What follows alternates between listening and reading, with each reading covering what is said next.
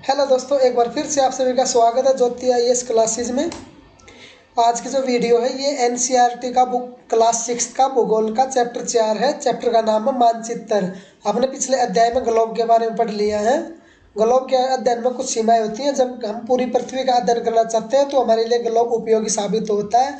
लेकिन जब हम पृथ्वी के केवल एक भाग, देश, राज्य, जिला, शहर, गांव के बारे में अध्ययन करना चाहते हैं तो ये हमारे लिए उतना ज़्यादा उपयोगी नहीं होता। ऐसी स्थिति में मानचित्र का उपयोग करते हैं। जो मानचित्र है वो पृथ्वी की सतह या इसके एक भाग का पैमाना के माध्यम से चपटी सतह पर खींचा गया चित्र है।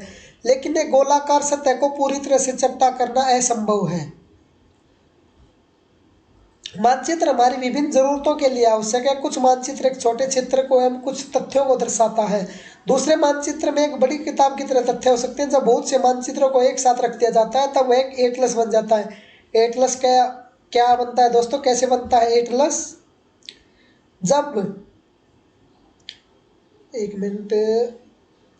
जब बहुत से मानचित्रों को एक साथ रख दिया जाता है, ये आपको हाईलाइट करके दिखाऊंगा।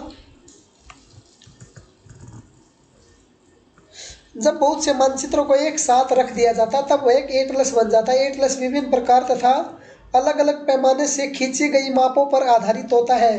मानचित्रों से ग्लोब की अपेक्षा में बहुत ज़्यादा जानकारी प्राप्त होती है। मानचित्र विभिन्न प्रकार के होते हैं जिनमें से कुछ को नीचे वर्णित किया गया। भौतिक मानचित्र और पॉलिटिकल मानचित्र मतलब राजनीतिक मानचित्र। भौतिक मानचित्र क्या है? पृथ्वी की प्राकृतिक आकृतियों जैसे पर्वतों, पठारों, मैदानों, नदियों, महासागरों इत्यादि को दर्शाने वाले मानचित्र को भौतिक या उच्चावच मानचित्र कहा जाता है। और जो राजनीतिक मानचित्र है वो क्या होता है? पॉलिटिकल मैप क्या होता है? वो राज्य, नगरों, शहरों तथा गांवों और विश्व के विभिन्न देशों व राज्यों तथा उनकी सीमाओं को दर्शाने वाले मानचित्र को राजनीतिक मानचित्र कहा जाता है। एक होता है थीमेटिक मानचित्र। आपका कुछ मानचित्र विशेष जानकारियां प्रदान करते हैं जैसे सड़क मानचित्र, सड़क मानचित्र, वर्षा मानचित्र, वन तथा उद्योगों आदि के वितरण दर्शाने वाले मानचित्र इत्यादि। इस प्रकार के मानचित्र को थीमेटिक मानचित्र कहा जाता है। इन मानचित्रों में नीचे दी गई सूचना के आधार पर उचित नामकरण किया जाता है। मानचित्र के 3 घटक है। क्या है? दूरी, दिशा और प्रतीक। दूरी क्या है? मानचित्र एक आरेखण होता है जो कि पूरा विश्व या उसके एक भाग को छोटा कर कागज के एक पन्ने पर दर्शाता है। या यह कह सकते हैं कि मानचित्र छोटे पैमाने पर खींचे जाते हैं लेकिन इसे इतनी सावधानी से छोटा किया जाता है ताकि स्थानों के बीच की दूरी वास्तविक रहे। यह तभी संभव हो सकता है जब एक कागज पर एक छोटी दूरी स्थल की बड़ी दूरी को व्यक्त करती हो। इसीलिए इस उद्देश्य के लिए एक पैमाना चुना जाता है।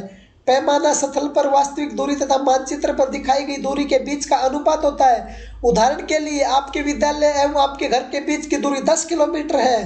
10 किलोमीटर जिसे मानचित्र पर 2 किलोमीटर की दूरी से व्यक्त किया गया है।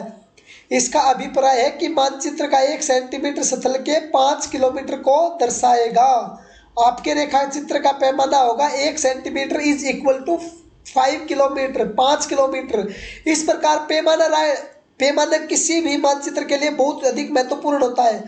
अगर आपको पैमाने की जानकारी है तो आप मानचित्र पर दिए गए किसी भी 2 स्थानों के बीच की दूरी का पता लगा सकते हैं। जब बड़े क्षेत्रफल वाले भागों जैसे महाद्वीप या देशों को कागज पर दिखाना हो तब हम लोग छोटे पैमाने का प्रयोग करते हैं। उदाहरण के लिए मानचित्र पर 5 सेंटीमीटर स्थल के 500 किलोमीटर को दर्शाता है। इसको छोटे पैमाने वाले मानचित्र कहते हैं। जब एक छोटे क्षेत्रफल वाले भाग जैसे आपके गांव या शहर को कागज पर दिखाना होता है तब हम बड़े पैमाने का उपयोग करते हैं। जैसे स्थल पर 500 मीटर की दूरी को मानचित्र पर 5 सेंटीमीटर से दर्शाया जाता है। इस प्रकार के मानचित्र को बड़े पैमाने वाले मानचित्र कहते हैं। बड़े पैमाने पर मानचित्र छोटे पैमाने वाले मानचित्र की अपेक्षा अधिक जानकारी रखते हैं। दोस्तों जैसे कि ये एक गांव का मानचित्र है। ये इसमें यहाँ पे आप देखोगे पैमाना 1 centimetre is equal to 10 metre.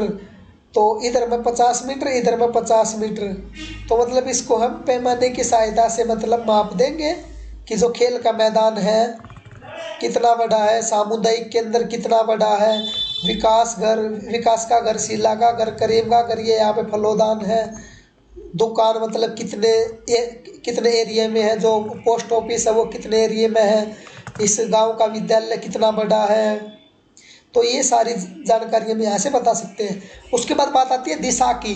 अधिकतर मानचित्रों में ऊपर दाहिनी तरफ तीर का निशान लगा होता है, आपने देखा होगा, तो वहाँ पे लिखा होता है और उसके ऊपर लिखा होता उत्तर लिखा होता है।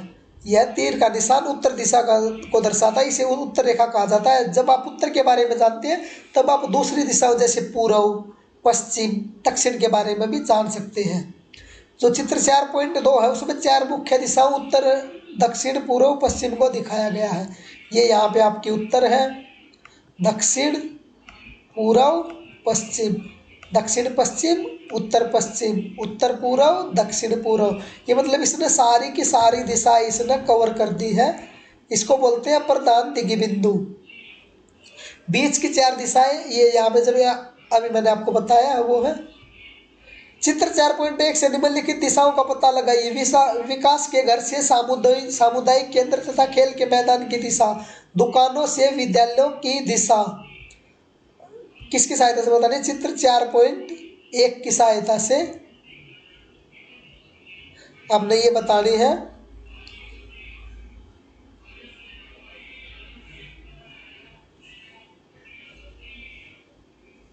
तो ये 4.2 मानचित्र हम इसकी सहायता से हम ये पता लगा सकते हैं।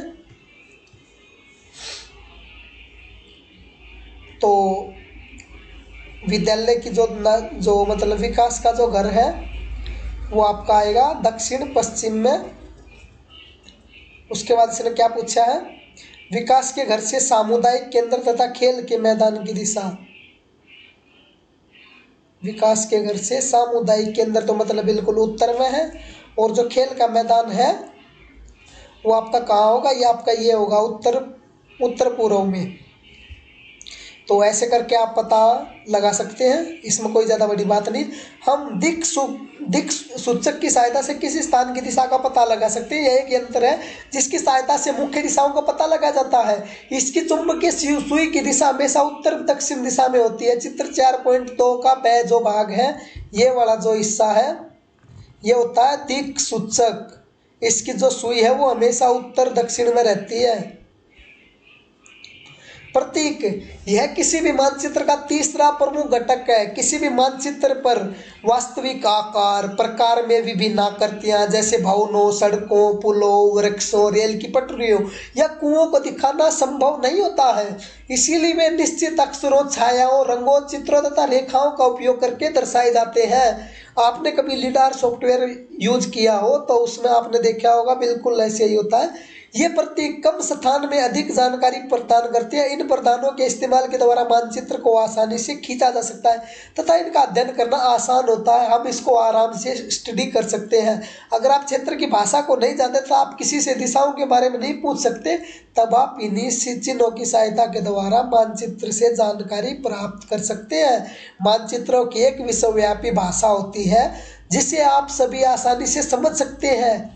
ये इन प्रतीकों के संबंध में एक अंतर्राष्ट्रीय सहमति है। ये रूढ़ प्रतीक कहा जाते हैं। कुछ प्रतीक चित्र 4.2 में दर्शाए गए हैं। जो ये चित्र 4.3 है, आपको ये दिख रहा होगा। थोड़ा लैपटॉप पे थोड़ा ड्राइंग करना मुश्किल हो जाता है। आपको ये जो चित्र दिख रहा होगा 4.3, इसमें क्या है? जो रेलवे लाइन है ये मतलब उसके सिंगल है, ये बड़ी लाइन है, ये मीटर लाइन है, ये रेलवे स्टेशन है, ये पक्की सड़क है, ये कच्ची सड़क है, ये अंतर्राष्ट्रीय है मतलब जो सीमा है वो है, ये राज्य की सीमा, ये जिले की सीमा, ये नदी, कुआं, तालाब, नहर, पुल, मतलब ये ऐसे ही है। ये मतलब सभी के यहाँ पे सिंबल दे दिए हैं मानचित्र में जो दिखाई देते हैं। तो आप इसको ध्यान से देख लो और इसको समझ लो मतलब किसका क्या वो मतलब है। उसके बाद आगे चलते हैं। विभिन्न रंगों का उपयोग भी इसी उद्देश्य से किया जाता है। उदाहरण के लिए सामान्यतः जो नीला रंग है उसका इस्तेमाल सामान्य जलाशय है। भूरा रंग जो पर्वत होती है उनको, पीला रंग पठारों और हरा रंग मैदानों को दर्शाने के लिए किया जाता है।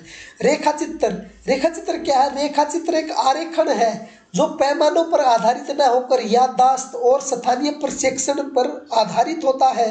कभी कभी किसी क्षेत्र के एक कच्चे आरेखन की आवश्यकता वहाँ के एक स्थान को दूसरे स्थान के सापेक्ष दिखाने के लिए होती है। मान लीजिए आप अपने मित्र के घर जाना चाहती है, लेकिन आपको रास्ते की जानकारी नहीं है। आपका मित्र अपने घर के रास्ते को बताने के लिए कच्चा आरेखन बना सकता है। इस प्रकार कच्चे आरेख को बिना पैमाने की सहायता से खींचा जाता है तथा इसे रेखा चित्र मानचित्र कहते हैं।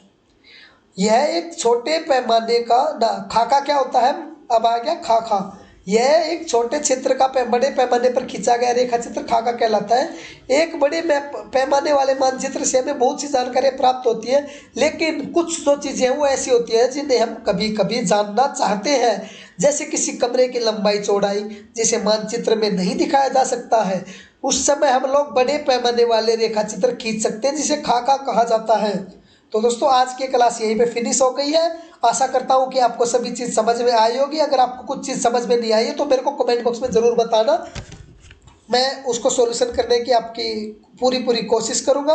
ये जो भी मतलब क्वेश्चन है मानचित्र के जो 3 घटक मैंने अभी बताए थे, प्रधान बिंदु क्या है, मानचित्र के पैमाने से आप क्या समझते हैं, ग्लोब की अपेक्षा मानचित्र अधिक सहायक होते हैं क्यों, मानचित्र और खाका के बीच में अंतर बताना है, खाका तो अभी बताया है, कौन सा मानचित्र विस्तृत जानकारी प्रदान करता है, प्रत्येक किस प्रकार के मानचित्रों के अध्ययन में सहायता लेते हैं। जब तक आप इसको समझोगे नहीं, मेरे पढ़ाने का कोई फ़ायदा नहीं है। तो चाहता हूँ कि आप जो भी है आप इन सबको पढ़ें। दोस्तों आशा करता हूँ वीडियो आपको पसंद आई होगी। अगर वीडियो आपको पसंद आई तो वीडियो को लाइक करना, कमेंट करना, शेयर करना, और साथ ही साथ अगर आप चैनल पर नए हैं तो चैनल को सब्सक्राइब करना ना भूलिएगा। मिलते हैं अगली वीडियो में, तब तक के लिए थैंक यू।